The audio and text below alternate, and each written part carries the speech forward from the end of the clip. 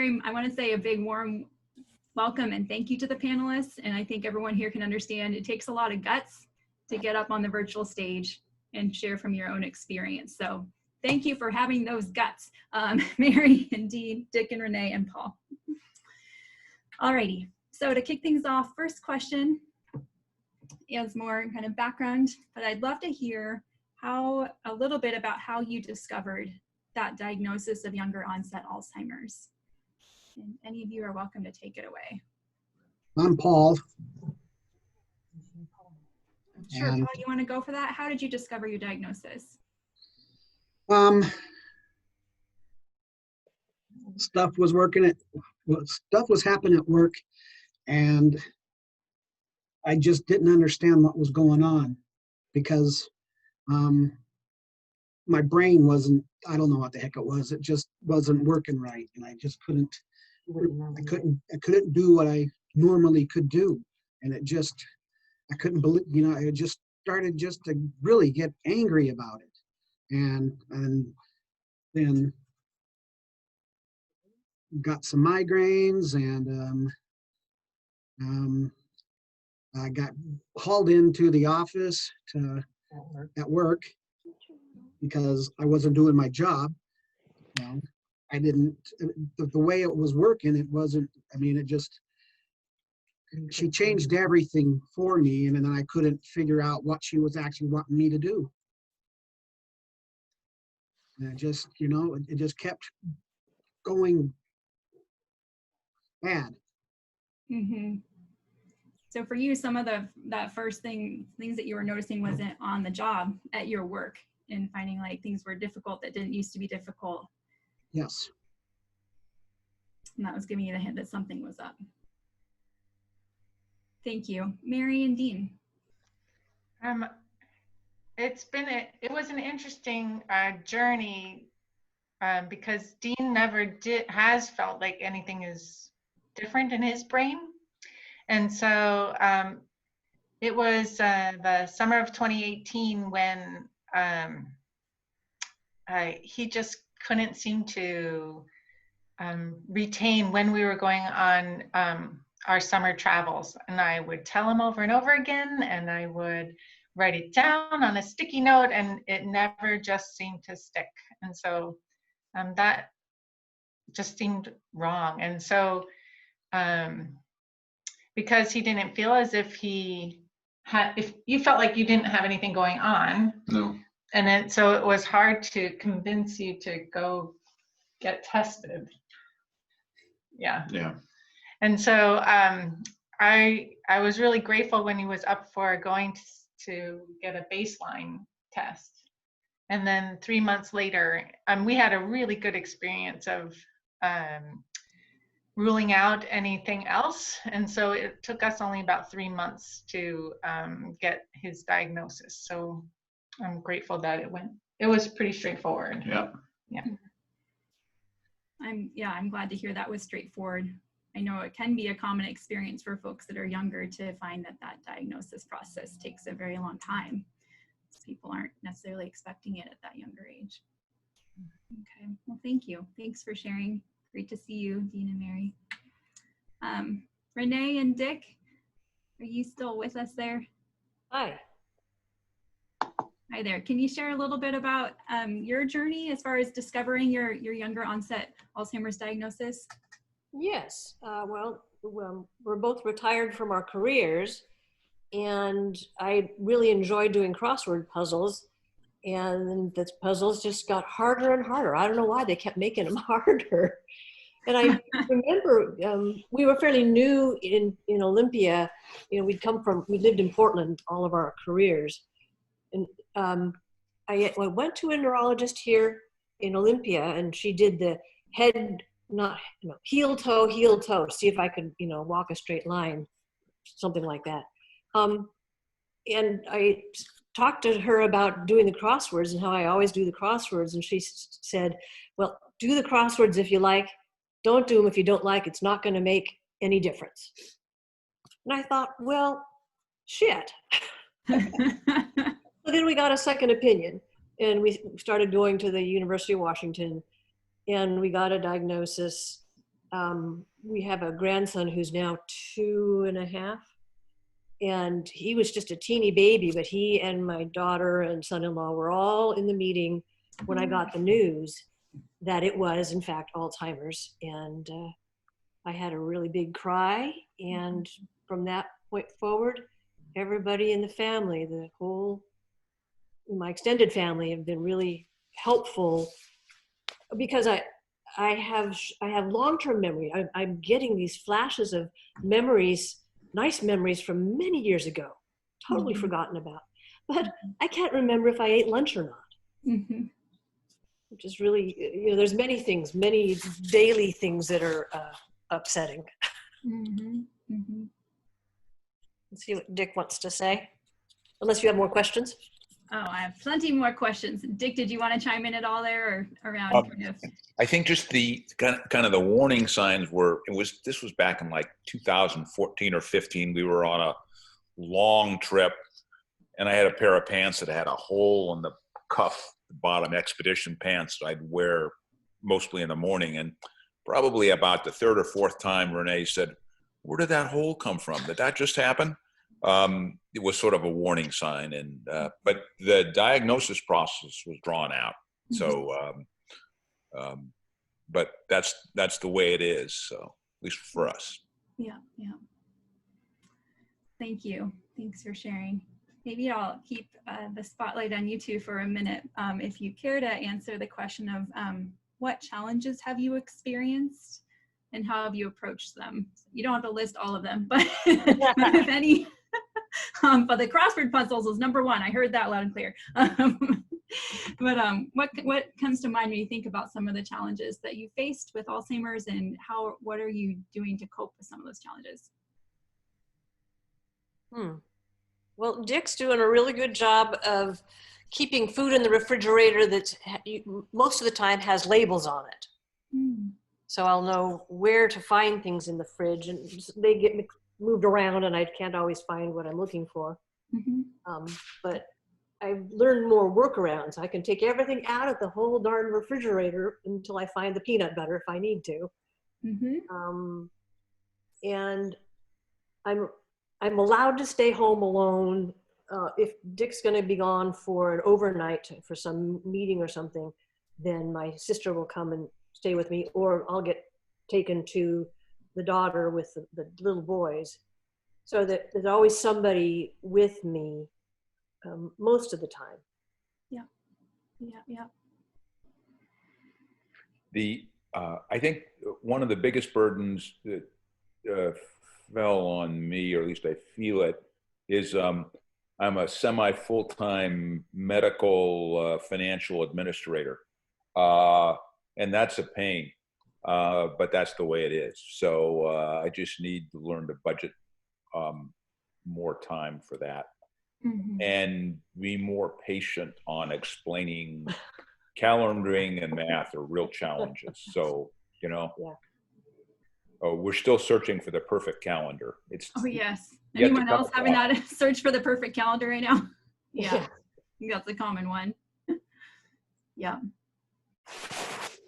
So challenges around finances, administration, reminders, finding things in the fridge, and having folks around when you're needing support, but finding workarounds with labeling things and having family members there to be supportive.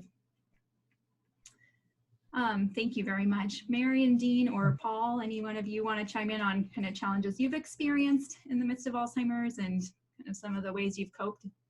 Yeah, sure. So I'm a lot slower at math than I used to be. I used to be able to look at 3-digit license plates and square them, and I stopped doing that a long time ago. Whoa. But, that's incredible.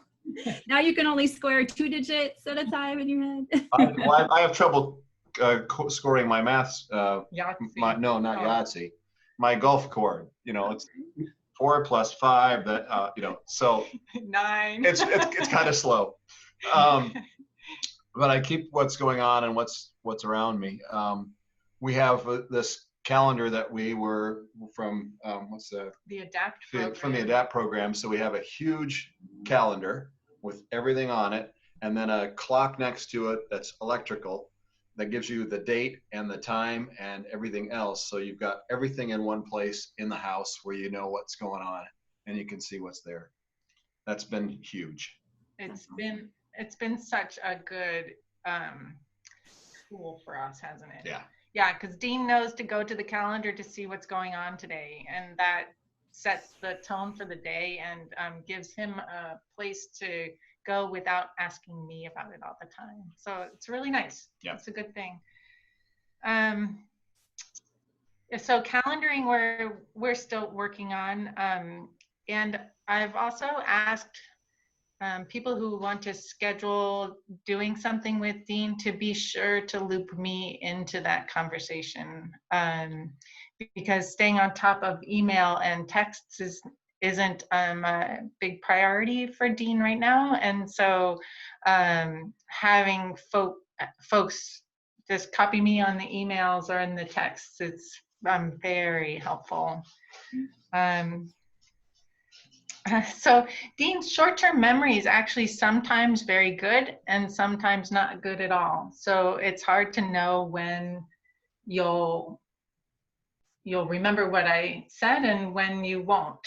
So, so just keeping that in mind all the time makes it easier to not get frustrated. And I'm trying to get the words, do you remember, out of my vocabulary completely. So it's not useful for me to say, do you remember that I asked you to take out the garbage? Because it would just be a reminder that he forgot, and how horrible is that? It's just not a fun thing. So let's just not even use the words, do you remember, ever. And Mary came upon that because she saw somebody else doing that. Do you remember? Do you remember? Do you remember? No, I don't remember. Yeah, and communication as a couple is tricky no matter what. Yeah. And so Dean and I are still working on that, and with Alzheimer's in the picture too, it can be even more challenging. So just having a measure of understanding that it's going to be hard helps in the first place. So, yeah. Thank you. Thanks so much. Paul, anything that you'd like to share around challenges that you've experienced, or maybe your own strategies for approaching those challenges? When I first realized that I had this disease, it kind of just blew me away because I didn't understand what was going on. I mean, it was like, it was bizarre because, you know, I'd say something and then I'd say it, I'd repeat it a few times, and then I still wouldn't understand what I was talking about. And that was me. And so when I finally, I was sent to a neurologist, and she told me I have Alzheimer's. I didn't know what Alzheimer's was. I still don't know what it really is, other than it makes my brain go stupid. But I'll tell you what, challenges, everything's a challenge. It really is. Yeah. I have a heck of a time just walking the stairs and then coming out or whatever, and then, you know, sometimes I'll stumble, and it's just it's a real pain. Mm-hmm. Mm-hmm. Yeah. No, I appreciate you sharing that and thinking about hearing the diagnosis and being like, what? First off, what is that? And now what? And the thought of, you know, it makes for your experience, it makes everything challenging. There are challenges. There are challenges. Yeah, when I was working, people started to notice things that I didn't notice because I thought it was just like normal for me. And I had a coworker who she would help me a lot. And then when the supervisor noticed that she was helping me, she told me, "You don't help him anymore." I'm going, thanks. You know, it's like, I thought we were supposed to be a team. Not so much. This lady hated me. I don't know why either, but that she beat me down like nobody else.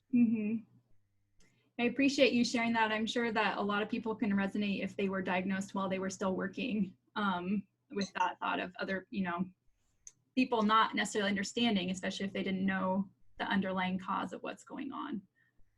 I got pulled into the office several times to get for someone to do something to me, you know, or take me in. It's okay. Well, we're gonna do this, and then if you don't work it out, you're just gonna get fired. And so, like, I have a choice. My mind was totally just screwed up as far as I could tell.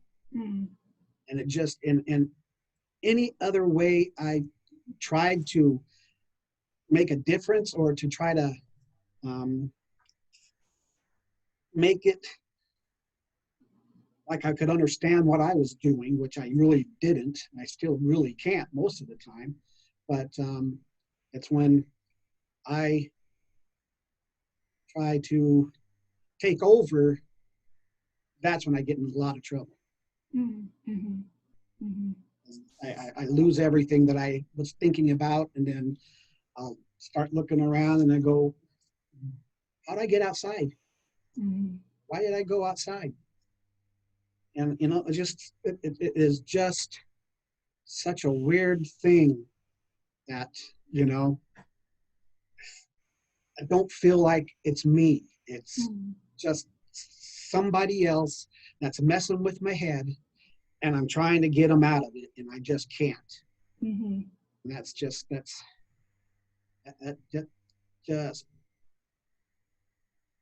pisses me off. Yeah, that's a good description, Paul. That image of like somebody else in your head, and trying to get them out, but you can't. I'm wondering, if you don't mind, I'd love to stay with you for a minute and move on to our next question, which is, so recognizing the challenges, I'm curious, what kind of things do you do to keep yourself healthy or keep your mood lifted in the midst of things? What kind of things do you do to keep yourself healthy? Or I golf sometimes. Oh, golf, you said. Sorry, I missed it. Golf? I go for walks. I go for a walk about every day. And I listen. I love listening to music. Old TV shows. Bantering with my oldest daughter. She wins most of the time, but not all the time. Winning the banter sometimes. Trying to keep me on my toes, yes. No, you don't. Well, I guess you do most of the time. Well, I'll give you that. And the dog. Oh, and the dog. We got a really great dog, and he loves me a lot. Aw. We hang out a lot. That's great. So staying active with golf and walks, bantering with the family, spending time with the dog. Things sound nice. I'm curious, thank you, Paul, for Mary and Dean or Renee and Dick, what kind of things are you all doing to keep yourself healthy or, you know, with upbeat spirits in the midst of the challenges you've talked about? We can go. Sure. What do you think? I've been golfing too. All right, more golf. And walking. Where at?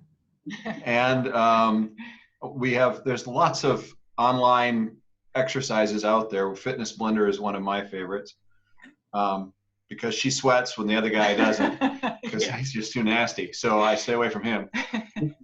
That's at Fitness Blender. And then I play games on the computer 3 times a week or more sometimes. With your friends. With my friends. Yeah. And then for fun, I'm mowing the lawn, pulling out blackberries, shoveling mulch. What else? Working hard. Working hard, yes. Oh, I'm making banana bread. Yeah, that's something new that we've started doing together. It's really been fun. Yeah. Dean and I have never baked together, so we're learning new things all the time. Yeah. New hobby. And we, shoot, I lost it. Oh, reading out loud. Yeah, reading aloud. Yeah, early on in our marriage, we read books out loud to each other, and so we've recently rediscovered that, and it's really a fun thing to do. So we've read some really, really fun books. Yeah. Yeah. So Dean talked about regular exercise and learning new things and doing the chores. Thanks for doing the laundry. Again. I love it. And I would add that we both have our own support groups. So I go to a caregiver group for early onset Alzheimer's, and Dean goes to one for early onset Alzheimer folk. Yep. And they have been very helpful. Great. Also, health for me includes staying in touch with family and friends, and a good therapist has been very so helpful. And we stayed active in our regular activities too, at church and at the martial art that we do called kendo.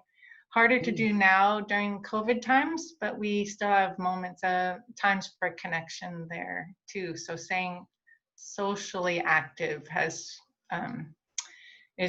been great for our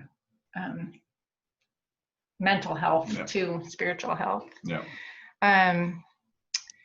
You know, we let everyone in our circle, like the world, know about Dean's diagnosis about a month after diagnosis. Yeah. And I'm really glad that we did that, because it's meant that people have been able to step in and help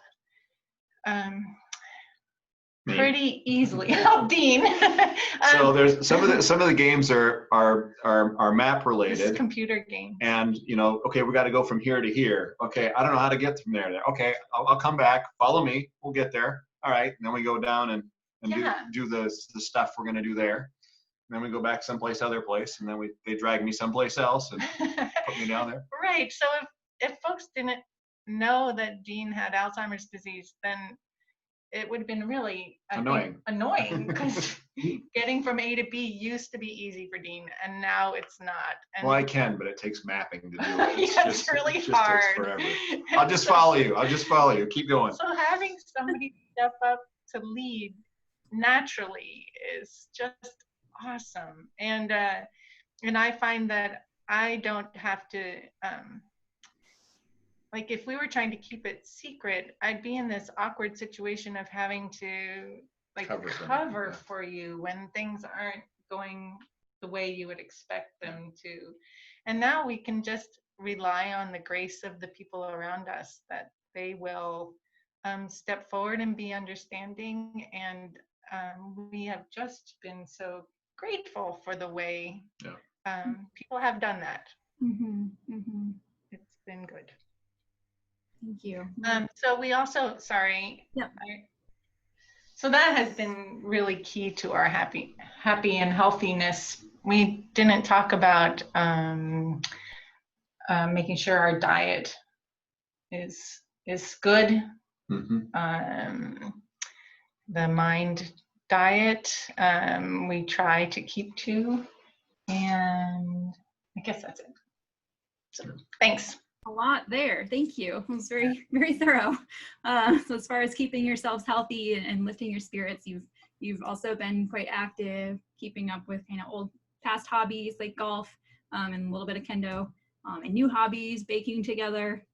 You've reached out for support to like formally with support groups, but also to your friends and church community and family, and let folks know about what was going on. So you didn't have to feel like you had to hide things, but and found that there was support there when you needed it. Thank you so much. Dick and Renee, anything you'd like to add about things that you do to keep yourself healthy and to lift your spirits right now? Yes, I kind of have a routine that most days I either go for a walk across the highway. It's not far, and there's a county path that goes down to the water on the other side, so I can do that. I wear my armband that says who I am and what my problem is. And when I remember, I take my phone with me as well. Because sometimes I like to fiddle with, fixing things on the path because it's a county path, But yeah, having something productive to do. Today I worked in the yard doing some very small things that only I will know that make a difference. But that helps me to do that. And usually I don't read much anymore. Reading is just not so much fun as it used to be. I don't know. I'm not liking the books I used to like. I'm not enjoying spending time reading. So I often will watch some kind of movie at some point during the day. As far as cooking is concerned, I was always the one cooking, except on special occasions. Dick would do the holiday cooking, but now he does all the cooking, and my cooking involves a peanut butter sandwich every day if I had my way.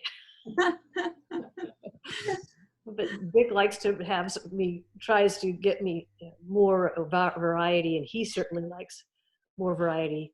The crunchy peanut butter and the creamy peanut butter, that's variety. Absolutely. And when before I got diagnosed, I had gotten myself into AA, and I have this whole community of people now. If I just want to talk to somebody, I'm not going to the AA meetings right now because of COVID, but I can call somebody, or I've asked a couple of different people, periodically, just, would you call me? Just call me sometime. So that's keeping me sober, and also, helping me have another way of connecting with the world. Yeah, that's great. That's great. I love it, Renee. So I like how you led off with talking about having a routine. You built yourself a routine with those daily walks and finding ways to feel like you're contributing to contribute in the garden or cleaning up those county trails, etc. And having that support network with AA. And I love how you mentioned just asking for what you need, to say like, hey, can you call me? Would you call me? That's great. Thank you. Vic, anything you wanted to add there? Just to echo on something that Mary and Dean said, Renee is very forthcoming about her diagnosis. And I think that has helped for the same reasons, Mary and Dean mentioned, right? You don't have to explain things, and people are probably a little more understanding.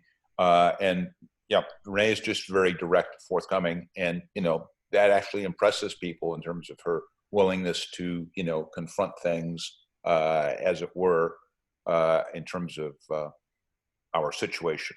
Mm-hmm. Yeah. And the routine thing is important in terms of, having a rhythm to stuff and so on. And certainly, I think Renee gets a lot out of the outside work on the place and the nominal work for the county and pulling Ivy off of unpaid labor for the county, man. Yeah. Super. Thank you. Thanks for chiming in. Well, I just got 2 more questions. The first one, if anybody would like to take it, Mary and Dean, Renee and Dick, or Paul, it is, what are some of your fears right now, and or what are some of your hopes? Anyone want to take that question? Oh, Paul? Yeah. What was the question? What are what are my fears? Or what are some of your hopes? Yeah, well, I'm hoping that sooner or later I'll be able to do the things I used to be able to do. Okay. At least some of them. Mm-hmm. You ride bikes, and now don't ride the bikes. We walk a lot, so. But walking is great. It keeps my mind working more or less. Mm-hmm. And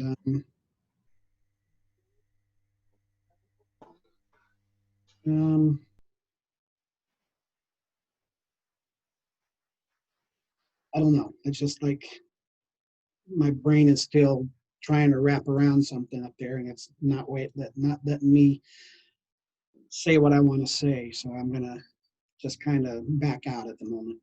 Mm-hmm. I feel like a lot of folks here have been in been in your shoes and know what that feels like. Do you see me? Yeah. So Paul, for you, feeling hopes around being able to find some workarounds or be able to do some of the things that you have enjoyed in the past, like bike riding. Sounds like. Yeah. Yeah. Thank you. Mary and Dean, or Renee and Dick, anything you'd like to share about any fears that you have or hopes that you have? Yeah, fears are kind of hard to think about. I'm still physically active, and I'm going to continue that to continue being able to do as much as I can physically. Mhm. And the brain does what the brain's going to do. Mm-hmm. But I'm hoping to stretch out a lot of golf Yeah. for Where it do you all. golf at? I want to Where do you break. golf at? So yeah. So, but looking long term is it's kind of bleak. Mm-hmm. Mm-hmm. So so I think Yeah, so we work at the moment. part of it is Work in the moment. being physically active so that the road as long as possible. Yeah. Yeah. Being physically active, focusing on the moment, Mary's saying, and trying to get in as much golf as possible in the meantime. I feel like there's a golf tournament between you and Paul in the future. Okay. Or at least a twosome. Yeah. Renee or Dick, anything you'd like to share about any fears that you have or hopes that you have at the moment? Well, talking with you guys has made me remember that it was really important to me when I got my diagnosis. The first thing I asked after I stopped crying at the doctor's office was, how long do I have? And that has haunted me in a way, that stupid number out there, that number's out there, and then I can't untake that. But I keep kind of watching the calendar go by and thinking, this is a good week, this is a good month, and I want to be sharp enough for when my grandsons are around, and I have these images in my head of them being 6 or 7 years old and saying, "Oh, remember, I'm your Nana," or something like that. I have these good images in my head of the future. Yeah, that gives me some comfort, knowing that those boys and their parents are going to be there for me, as my daughter and my 2 daughters and Dick. Anyway, Yeah. I think about that. Mm-hmm. So I wonder if somebody asked you, should I ask for how long or not? That would certainly be up to the individual. Mm-hmm. Yeah. Yeah, I think people are so different in wanting to know as much information as possible, or preferring not to think about it or not to know. Yeah. And then I think sometimes doctors are put on the spot too, to feel like they have to come up with some number when really we don't know. We don't know. So it's really tricky. Yeah. Well, thank you. My last question for any of you is, what is one thing you would tell someone else who was recently diagnosed with younger onset Alzheimer's, which a lot of us here in the audience, have that experience. So what's one thing that you would share with somebody else who was recently diagnosed with younger onset Alzheimer's?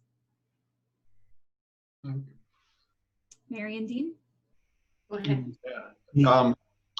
This is not the end of your life. Alzheimer's is a condition, and it's something you can work with. There's always lots of things you can still do, and new things you can even uncover. Become a puzzle whistler, or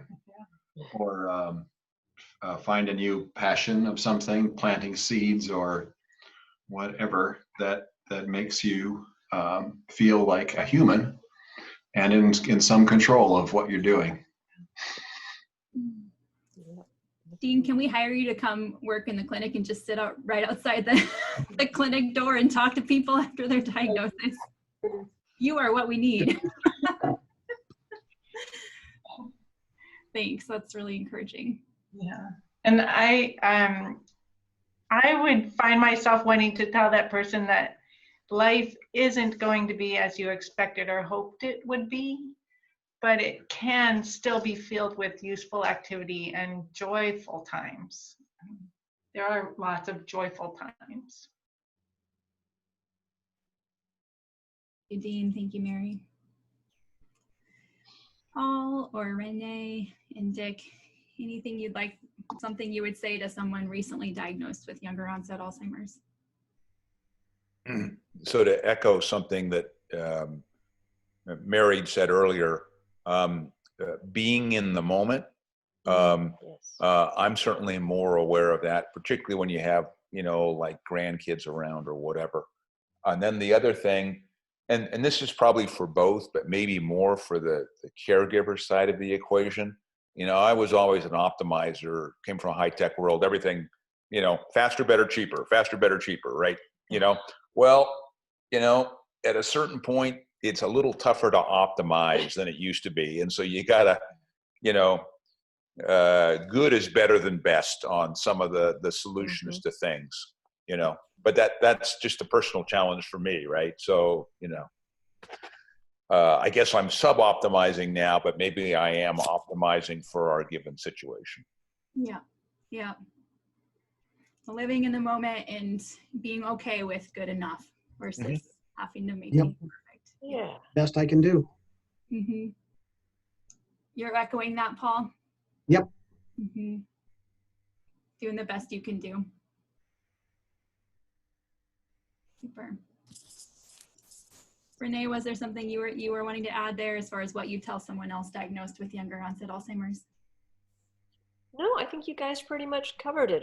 Finding joy in the day-to-day is what helps me. Yeah. Like we had a bird that made a little nest on the side of the house. And even after the bird finally flew away, the mama bird flew away, I just kept going and checking on that nest every day. And yeah, there's just so many ways to find joy. That is true. Thank you. Paul, is there anything else you wanted to add about what you'd tell someone else who's recently been diagnosed with Alzheimer's at a younger age? I'm not sure.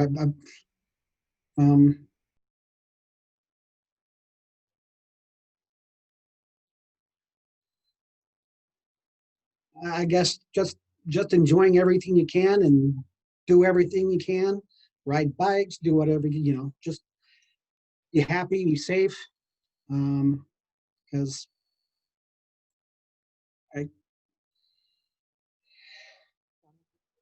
yeah, exactly. I don't know if I'm going to be able to do it a little, later. So I want to try and live it the best I can. Living the best you can. Doing what you like to do. Taking advantage of what you have right now. Yep. Thank you, Paul. Wish I could just bottle up all those words of wisdom you all just shared. Like I said, just pass it out on a daily basis at the Memory Clinic. Thank you so much.